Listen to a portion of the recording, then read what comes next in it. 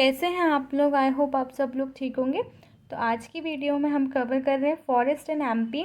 तो चलिए स्टार्ट करते हैं। तो सबसे पहले हम फॉरेस्ट डाटा देख लेते हैं कि हमारे मध्य प्रदेश में कितना फॉरेस्ट डाटा है। ठीक है, क्योंकि ये प्रीलिम्स पर्सपेक्टिव से इम्पॉर्टेंट पॉइंट है ये, तो आपको इन्हें याद रखना थोड़ा ज़रूरी हो जाएगा।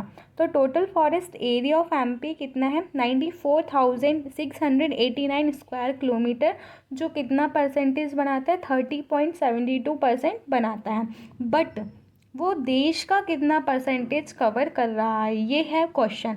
तो वो कर रहा है 12.4% ऑफ द कंट्री। तो आप इस पर स्टार मार्क करेंगे क्योंकि 12.4% हमारा एमपी कवर कर रहा है। ठीक है, जॉइंट फॉरेस्ट मैनेजमेंट कमेटी कितनी है 15,228 है।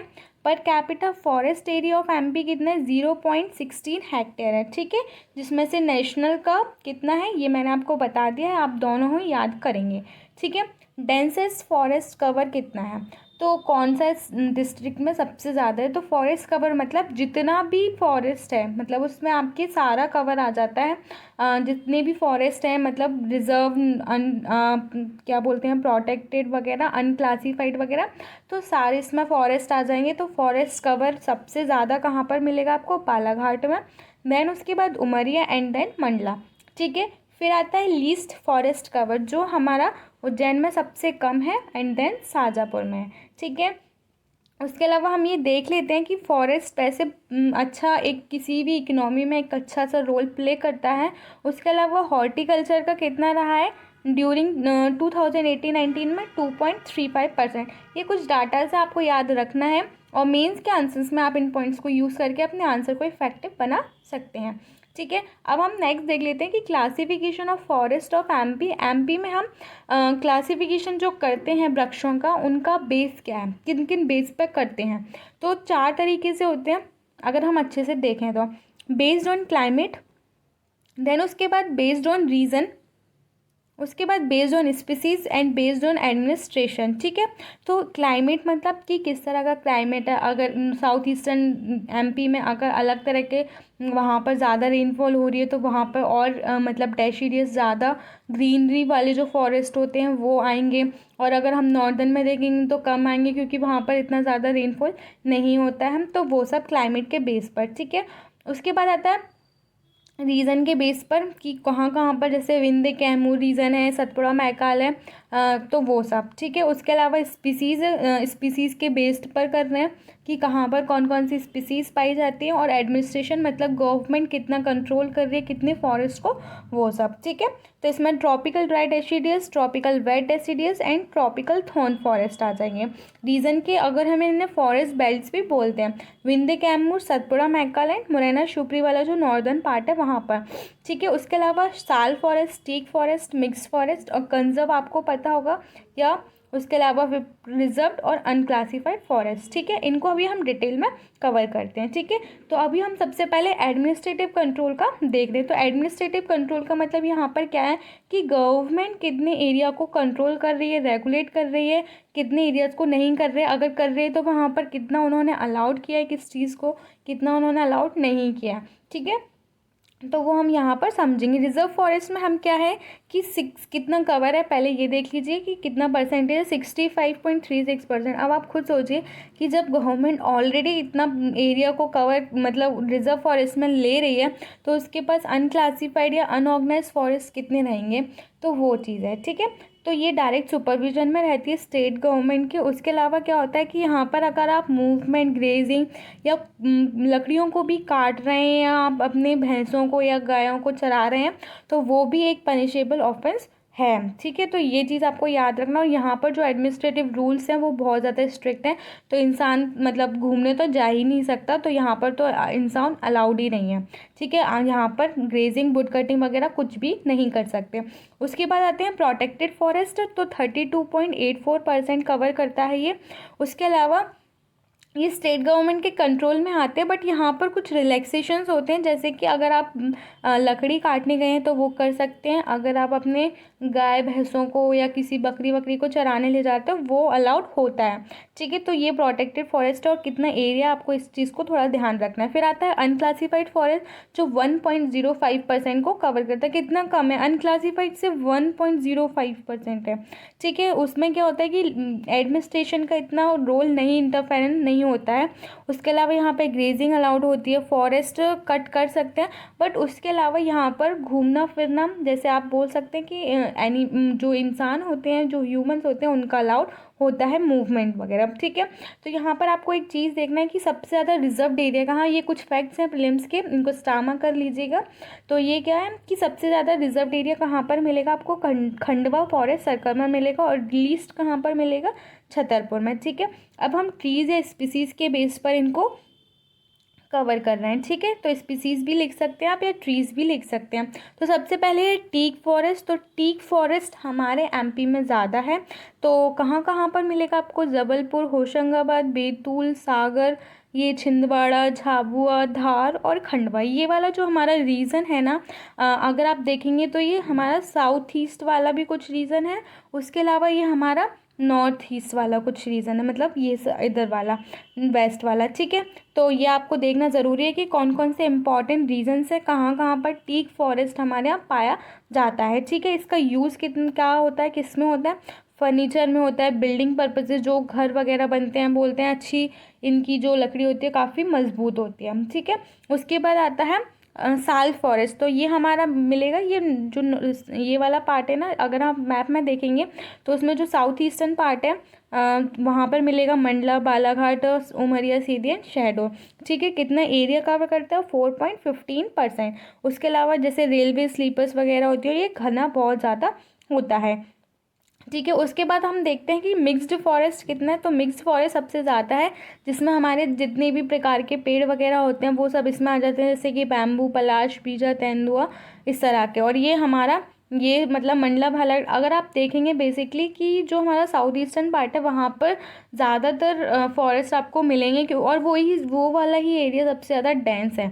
अगर आप देखेंगे तो वो रेनफॉल वगैरह का और वहाँ की जो सॉइल वगैरह उन सब का भी एक अफेक्शन होता है, ठीक है। उसके अलावा हम क्लाइमेट के बेस पर देखते हैं तो ट्रॉपिकल ड्राई डेसिडियस फॉरेस्ट कौन से होते हैं, जहाँ पर 50 से 100 सेंटीमीटर रेनफॉल हो रही है। एवरेज रेनफॉल कितनी है, 50 से 100 सेंटीमीटर। तो आप उसी हिसाब से देखेंगे कि वहाँ पर जो वृक्ष उगेंगे उनमें ऐसे वृक्ष उगेंगे जिनमें पानी कम लगता है, जिनमें जो ज़्यादा जिन्हें पानी की आवश्यकता ज़्यादा नहीं है, तो वो ऐसे पेड़ यहाँ पर उगेंगे। तो आप देख सकते हैं कि इसमें एक और चीज़ है कि such forest shed their leaves during summers. तो क्या होता है कि पानी की कमी की वजह से क्या होता है कि जो फॉरेस्ट होते हैं वो अपनी पत्तियाँ गिरा देते हैं, क्योंकि वो उस टाइम इतना पानी नहीं होता है, तो वो इस वजह से, ठीक है।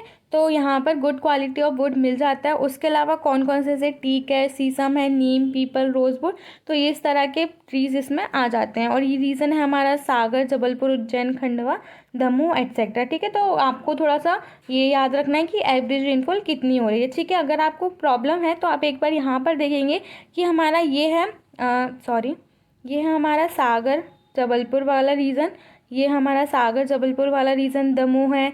तो इस तरह के जो रीजन्स हैं, ये वाला जो रीज़न है यहाँ पर होती है 50 to 100 सेंटीमीटर रेनफॉल। तो यहाँ पर हमें मिलेंगे टीक, इस तरह के बैम्बू वगैरह, इस तरह के हमें यहाँ पर वो मिलेंगे प्लांट्स, ट्रीज़ मिलेंगे। अब हम नेक्स्ट देख लेते हैं ट्रॉपिकल वेट डेसिडियस फॉरेस्ट। तो यहाँ पर होती है 100 से 200 सेंटीमीटर रेनफॉल, ठीक है। तो यहाँ उगेगा हमारा साल, बैम्बू, महुआ, हर्रा, बीजा एट्सेट्रा। अब रीजन्स कौन से हैं, मंडला, बालाघाट, सीधी, शहडोल, डिंडोरी। जैसा कि मैंने आपको बताया साउथ ईस्टर्न वाला जो पार्ट है ना, ये है मंडला, बालाघाट, डिंडोरी, शहडोल, सीधी। तो ये वाला जो रीज़न है यहाँ पर हमारा रेनफॉल भी ज़्यादा होता है और यहाँ पर हमें इस तरह के ट्रीज़ मिलेंगे, ठीक है।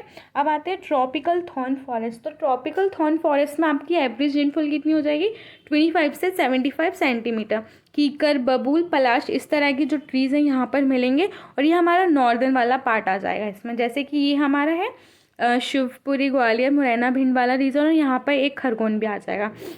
ठीक है। तो ये आपको समझ आ रहा होगा कि किस तरह के फॉरेस्ट कहाँ पर पाए जाते हैं और जो रेनफॉल होता है उससे क्या उनका प्रॉब्लम होता है। ठीक है। फॉरेस्ट बेल्ट्स देखते हैं हम हमारे एमपी में किस तरह के फॉरेस्ट बेल्ट्स हैं। तो 3 तरह के मेजर फॉरेस्ट बेल्ट्स हैं जिनको हम डेंसिटी की आधार पर और कितना कहाँ पर फॉरेस्ट फैला हुआ है उसके आधार पर हम इसको डिवाइड करते हैं। तो सबसे पहले है कि Vindhya Kaimur range forest belt. ठीक है।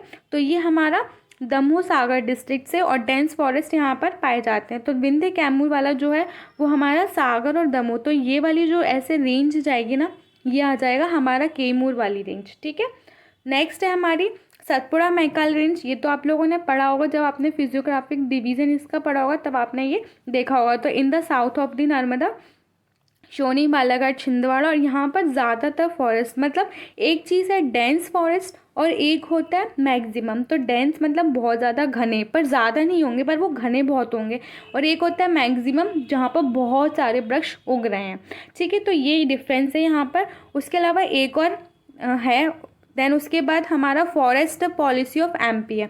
ठीक है। तो हम देख लेते हैं कि फॉरेस्ट पॉलिसी क्या है एमपी की, क्योंकि इस तरह के क्वेश्चंस आपको मेंस में मिलेंगे। वो आपको 11 मार्कर में भी पूछ सकता है, वो आपको 5 मार्कर में भी पूछ सकता है। तो आपको इन दोनों के हिसाब से आपको प्रिपेयर करके चलना है। तो चलिए देख लेते हैं हम। Development of forest was incorporated in the state in the year 1860। तो 1860 में मतलब इंक्लूड किया गया था प्रॉबेबली। ठीक है। तो एमपी एक ऐसा स्टेट है जिसने फॉरेस्ट पॉलिसी को इम्प्लीमेंट किया था। 1952 में फर्स्ट फॉरेस्ट पॉलिसी आई थी, लेकिन 4 अप्रैल 2005 में इसको फिर से रिन्यू किया गया और नए जो भी प्रोविजंस हैं उनको लाया गया। ठीक है। इसका मेन एम क्या है पॉलिसी का, कि जो भी फॉरेस्ट हमारे हैं उनका मैनेजमेंट करना, उनका कंजर्वेशन करना, सस्टेनेबल डेवलपमेंट करना, सस्टेनेबल यूज़ करना फॉरेस्ट का, using the ecological, social and technical resources of the state. जो भी स्टेट के ecological, social and technical resources है उन सब का यूज़ करके हमें अपने जो फॉरेस्ट हैं उनका सस्टेनेबल यूज़ करना है। ठीक है। फॉलोइंग ऑब्जेक्टिव्स क्या हैं, जैसे कि जो भी फॉरेस्ट एरिया है उसको 1/3 बनाना है, ऐसा एक ऑब्जेक्टिव भी है। ठीक है। तो 1/3 हमें अपने एरिया का कवर करना है फॉरेस्ट से। उसके अलावा ensure stability of the environment by developing forest through sustainable management of forest. हमें एनवायरनमेंट की सस्टेनेबिलिटी को इंश्योर करना है और हमें सस्टेनेबल तरीके से उनका जो फॉरेस्ट है उनका मैनेजमेंट करना है। तो ये काफ़ी अच्छे पॉइंट्स हैं, इनको आप अच्छे से यूज़ करके मतलब अपने आंसर्स को इफेक्टिव बना सकते हैं। ठीक है। उसके अलावा जो भी प्राइवेट एरियाज़ हैं और क्या बोलते हैं कि जो भी बेटर मैनेजमेंट है रेवेन्यू का जो मिल रहा है उसका हम अच्छे से यूज़ करके, और एक स्कीम चली थी लोकवाणी की, वो हम आगे की वीडियो में कवर करेंगे, तो उसमें हम सारी स्कीम्स वगैरह पढ़ेंगे। ठीक है। नेक्स्ट है to give priority to the social needs and aspirations of the local communities in the use of products obtain from forest. हमें ऐसा नहीं करना, अगर हम चाहते हैं कि हमें सस्टेनेबल मैनेजमेंट चाहिए तो हम पेड़ों को ना काटें और जिनका इनसे घर चल रहा है हम उन्हें भी बिल्कुल छोड़ दें। नहीं, हमें उन सब लोकल कम्युनिटीज़ वगैरह जो भी सोशल नीड्स हैं इनसे हमें उनको अच्छे से देखना है, उनको प्रायोरिटीज़ देनी और उनको हमें बताना है कि किस तरह हम प्रोडक्ट का यूज़ करके और कम से कम हम अपने जो वृक्ष हैं उन्हें काटें। ठीक है। Optimising the use of timber, fuel wood, bamboo, fodder and minor for to maximise their production. हमें उनका यूज़ को ऑप्टिमाइज़ करना है और हमें फॉरेस्ट बेस्ड अल्टरनेटिव भी उनके लिए ढूंढना है, जैसे जो इन पर बहुत ज़्यादा रिलायबल होते हैं, जो ट्राइबल एरियाज़ में रह रहे हैं उनके लिए यही एक तरीके से एक एम्प्लॉयमेंट का सोर्स होता है। तो उनको हम और अल्टरनेटिव भी बताएं कि ये भी अल्टरनेटिव है, आप इनसे भी अपनी अर्निंग कर सकते हैं और जो भी है इनका मैक्सिमाइज प्रोडक्शन करवाना है, लेकिन इनका यूज़ करना है बहुत ऑप्टिमाइज। ठीक है। उसके अलावा इको टूरिज्म उनको समझाना है, जैसे हर्बल हेल्थ टूरिज्म है कि इन सब चीज़ों से हेल्थ पे क्या अफेक्ट पड़ता है और ये कितने हेल्पफुल हैं, बेनिफिशियल हैं, तो वो सब हम उनको बताकर हम और भी चीज़ें कर सकते हैं। प्राइवेट इन्वेस्टमेंट को अट्रैक्ट करना for the forestation work on a large scale in the forestry sector. तो ये सारे कुछ पॉइंट्स हैं जिन्हें हमें अपने दिमाग में अच्छे से रखना है।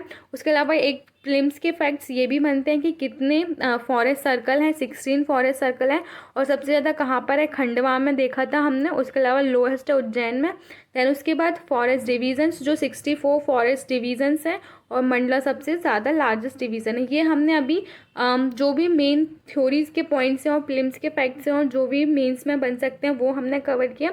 अभी बाकी हमारे एक इंस्टीट्यूशंस वगैरह रह गए हैं जो भी इनको रेगुलेट करते हैं, किस तरह इनका रेगुलेशन हो रहा है, मैनेजमेंट हो रहा है, कोऑर्डिनेशन हो रहा है, वो सब कौन कौन से इंस्टीट्यूशंस हैं वो हम कवर करेंगे। उसके अलावा कौन कौन से स्कीम्स चल रही हैं वो भी हम कवर करेंगे।